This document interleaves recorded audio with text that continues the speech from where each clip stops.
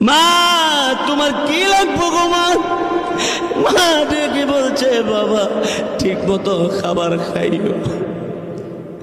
কবে আসবি? মা গো 2 বছর পরে আসবো। মা আঁচলের কাপড় দিয়া চোখের পানিটা মুছে আর বলে, আমার ছেলেরা এত দূরে যাবি, তুই কোন সময় আসবি? এবার তুমি বিদায়ের পরে নামাজের মুসল্লা বিছাইয়া মা জননী আল্লাহর দরবার হাত বাড়াইয়া আল্লাহর কাছে যে দোয়া করত, এই দোয়ার কেউ করে না।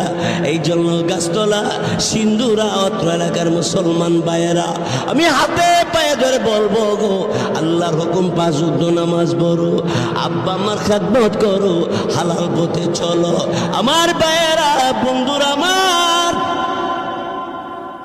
মা কেমন জিনিস, 10 বছর যাবত মা বাবার খবর নেয় না।